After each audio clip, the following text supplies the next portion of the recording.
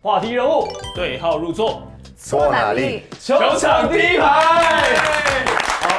Thank you. 好，这一集呢，我们非常特别哦，就是邀请了2位来宾呢，其中一位呢是我们中华队的教练图奇以及他的太太 GIOVANNA。特别图奇是在台湾来到差不多快1年的时间，第一次就是有电视的通告跟节目的访谈，那我们就好好来聊一下他一些比较特别的地方。那郑磊，你有没有什么比较想知道图奇教练的部分？我其实蛮想了解说，他就是第一次来带这种就是职业成人的这种国家队。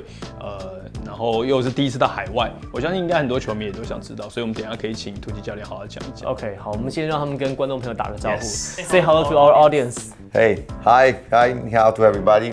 Ciao from Italy. Ciao. Hi, thank you for your invitation and greetings for all of the viewers. 好，这2位这个教练跟他的夫人就跟大家打招呼。那其实我觉得首先蛮特别，我觉得可以先从他们在台湾的一些经验聊起，因为其实来到这边刚1年嘛，我们先暖暖身，听一下他们在对台湾的一些相关的一些看法啦，生活上的经验。没错。So, Coach and GIOVANNA, so would you to share like your experience in Taiwan, like food, everything, like any place you go? Yes, for sure. We were very excited. Because it was my first time in Asia. I mean, okay, I travel a lot, but it was the first time to work here, so we were very excited. And we are curious about life, so immediately we recognized that this land is full of culture, full of traditions, full of history. So our first time we spent for Austronesian Museum, National Museum, because we are very interested about your culture, and we know that from this country, in the past, many players, many persons travel around the world. So I think we call Taiwan kind of navel of the world, it's kind of belly button of the world. So your history is very fascinating, and this was the first thing that we liked before tasting food and also have a look to your tradition. But first of all, your history fascinated a lot me and my wife. How about GIOVANNA? E quindi sono affascinata da questa nuova cultura per noi tanto diversa, ma molto interessante per la sua storia, per le tradizioni e per la creatività di questo popolo, che è un popolo molto... Devi tradurre? Yeah. Did you do a lot of homework before coming here?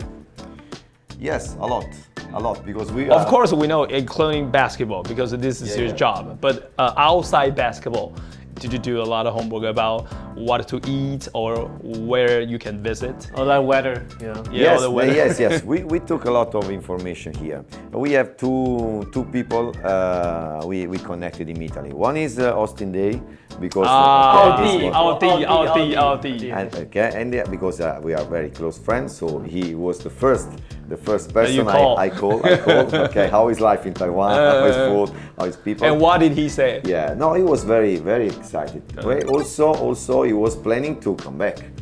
Because yes, he was really close to come back. Yeah. So he said to me, I'm really excited to come back because everything was good. So Coach was talking about that once you decide to come to Taiwan, you called Austin Dale first, right? Yeah. So is there anything that he talked to you that mentioned like what kind of playing style here and what's the difference between the players here and Europe? And once you came here, is that true? And what's your general expression? Yes, he immediately talked to me about discipline of players on the court.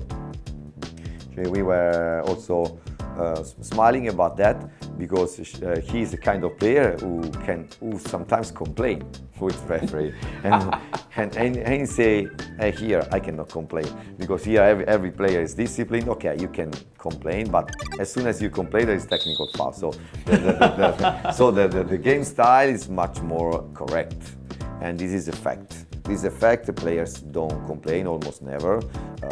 Okay, they fight, but they respect rules more than in Europe. Sometimes in Europe, the game is so physical that sometimes you fight too much, and so referee has to stop the game and take very tough decisions. So the first thing was this, and then he described his club, anyway, the whole environment as composed by very nice people.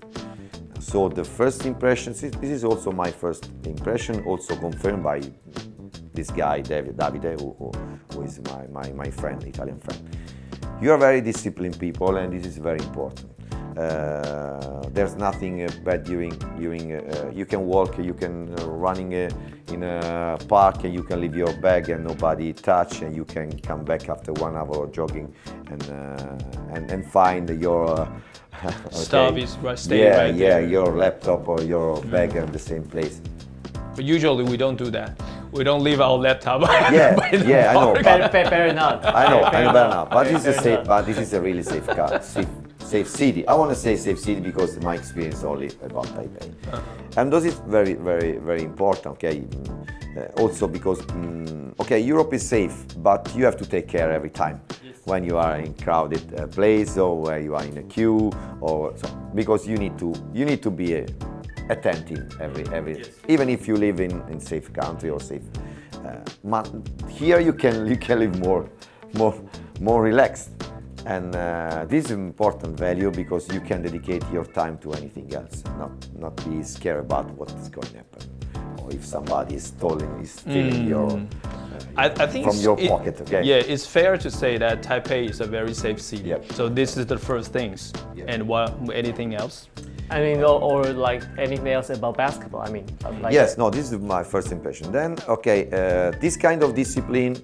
You can discover the same in players. Players are really attentive. Okay, I saw players because I also watch many practice of T+ and T1, so I was connected with so many coaches. So I was invited. I was really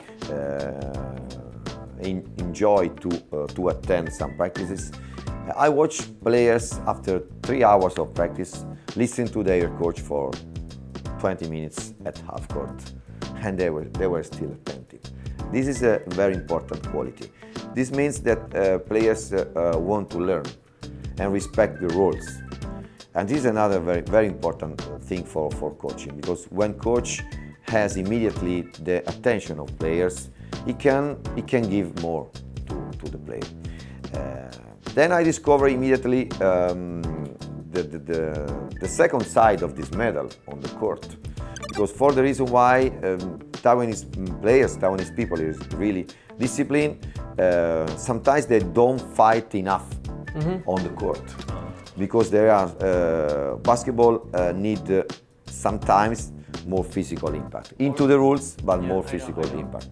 Because and so I'm trying also to teach this to guys from U22 to national。因为刚才图奇教练有提到，他认为其实这个台湾人其实很和气，好，就是说有纪律，但是不够凶悍。在场上对，有时候不够 fight， 所以我觉得可能跟文化有关系，就是我们的文化有些比较不鼓励这样的事情。I was talking about that in our culture, that I mean deeply in our culture, like we kind of not used to confrontation. I mean in terms of like fight out. Because when we are young, we also taught by teachers that we have to be humble all the time. We have to be polite. Be polite. Yes. So when you are go to play basketball on the court, maybe we can kind of like something that you said. Maybe aggressive. Yeah, aggressiveness and more like fight with your enemies. In sports, it's not about fighting versus opponent. It's kind of getting more self-esteem. This is what I see as a kind of lack. There are players who don't esteem themselves enough. Sometimes also the rule of a pro league affect this aspect. I mean, if you have American players, you give the ball to American players in a clutch moment. I think that the Taiwanese players can become more self-confident. And I'm pushing to do this in national team, but also when I coach U22, because I'm doing two kind of project plan with the association. First is the national team to get the result, hopefully for the next Asia Cup. 2025. And the second is coaching as many players as possible in the age of U22. Project Next, right? Yes, Project Next. Project Next. And I insist a lot in self-esteem because players gotta become more confident. At the end of the day, coach, can teach everything, but coach need also players in tough moment that can build their own shot and they believe in their shooting ability and they can score even getting a foul or with no call or with body contact. So I try a lot to persuade players to believe more in themselves. And for sure to do this, you need to put your body on the body of opponent more times. Because if you feel comfortable getting a foul or using the body, you can also trust more in yourself. So we try to reproduce the toughest situation on the court during the practice. Because if you really play hard during the practice, when anything happens during the game, you are not surprised because you're already used to face this. 像刚刚教练有提到，就是在他的眼中，他觉得台湾球员有时候缺乏一点信心。好，在场上的时候 ，self-esteem 就是自信啊。对，你要多一点的信心。对，那我这边好奇就是说，我想要知道，就是在他眼中，他觉得台湾球员的优点跟缺点会是哪些 I want to know. Yeah. So, is there any advantage or disadvantage like pros and Taiwanese? cons of Taiwanese players? Yes. As I told, discipline is advantage. Disadvantage is the decision making, because there are some moments where players are alone, because coach cannot affect every second. He don't want to.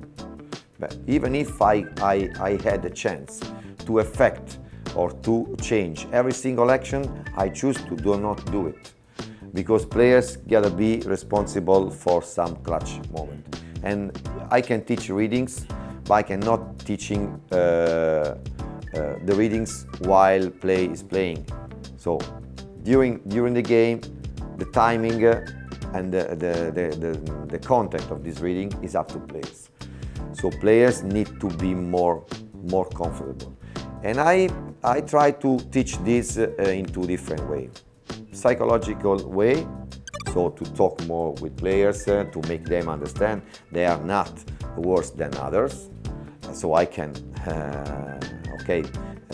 work with their mind.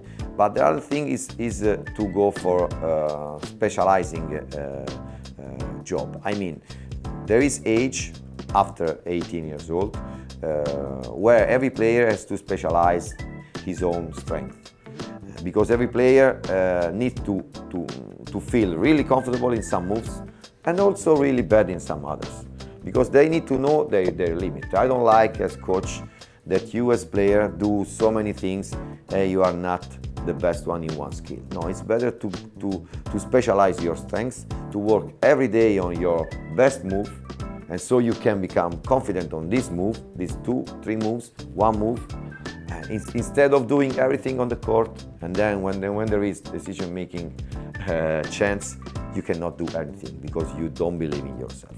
So it's better to have weaknesses and strengths instead of doing a superficial job in so many things on the court. This is the key. You know, that's interesting. 因为我听过很多外籍教练，其实都提到台湾球员，他们觉得最大的问题，刚刚除了一个自信之外，就是在做选择 decision making。我觉得这个其实蛮特别的，因为包含先前我们问过像 Camilo 教练啊 ，Coach Ryan 教练啊，好几个教练其实来到我们节目或者我们私下聊，他们都觉得其实台湾球员在比赛的解读跟当下，比如我要选择传球、投篮或者是运球这件事情上面，台湾球员的决定好像通常他们觉得是比较需要改进的空间，这我觉得蛮有意思的。Remember that you ever talked to me that some of the players that you ever saw in Taiwan, I mean like maybe they play abroad like in CBA or like in Japan, but you say they can play easily in Euro Cup, right? So who are they? I think that our starting five of Jones Cup can play easily in Europe and Euro Cup. I think yes. because differences are not so many. For sure, in youth, in Europe, they take care more about physical body, about strength, not conditioning but strength. So you can find 18 years old player in Europe with more muscle, with more better mass, with better body than Taiwanese. Probably they work differently. I don't know because I didn't touch how they work physically. Probably it's not my job. But if you compare the same height, the body of best players in Europe are bigger body. So modern basketball is always running versus physical sport. So absolutely you cannot play at highest level if you don't take care of your body more than usual, more than the past. This is a secret that some players understood. If you look Ray Chen, and if you say pictures of Ray Chen of 10 years ago, you can understand this. Okay, he's very. 林志杰，10年以前。Yes. This is my second example. If you take a look to Beast, why this guy is still playing at 40 years old? 40 years. Okay, he has stronger mind and stronger body. He takes care of his own body every single day. So this is a very important secret to move on. So probably this is important difference between European style and Taiwanese. I don't want to say Asian, but because my experience is only Taiwanese. I know they take care of their body, but probably not enough or not as in Europe, because you can see national team, they have bigger body with the same height. About talent, I think the talent of guards in Taiwan is really high. I coach also in Nike camp players from HBLH. They are really talented. Also the number of talent and amount of skills of players are important, are huge. So what I discovered that probably the specializing and the comparison of games during the age between U18 between 18 and 22 is different, because in Europe, you know better than me, you can become pro player at 18 years old. You can sign contract for a professional team when you are 18. And here the way is finish study. You finish study at 23, 22, 23, and right after you can be drafted, and so you get professional job at 23 years old. In Europe, you don't consider a 23 years old guy still young. You don't consider him young, and here you consider 23 years old player still young. Still young. Okay, this is model of US. It's very important for study, for culture, but probably you don't arrive at 23 years old as better as anybody expected, because UBA college tournament cannot be compared to NCAA or to French league or to second league of Italy. They are different competition. So if you play always versus your same age player, teammates or opponents, you cannot learn tricks. You cannot learn a lot. So, okay, I'm still external, but I will suggest to allow university players to play not a professional, but a semi-professional. I don't know if SBL could become one day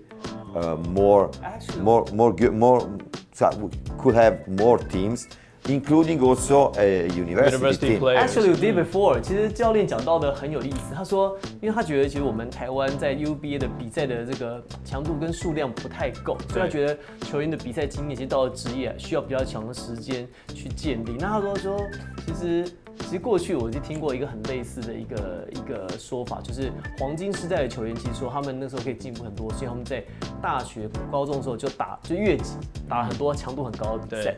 You know, actually that曾文鼎 from DEA. He ever said the same thing. When like college players, they play with the professional players, so they play a lot, like maybe like more than 100 games per year. But nowadays, like UBA right now, I don't think they play enough. I don't think they play enough games. We have another example. We just came out of Interleague tournament, okay? And we as association, there were Asian University, coached by Ray Chen, and another selection of U22 years old, coached by me. Players of this selection discovered so many new things. Just playing versus SBL, Taiwan Bear, back of Taiwan, Boli. So they had a really impressive experience because they never play any kind of game versus older Higher level. Well, not only higher level but also older players, because different experience make you learn a lot. And so there are few players who told me I was really excited to play this because I learned more in 7 days than in 3 months. Because there are some things that you cannot teach if you only practice with the same age player. So, this is experience, this is life.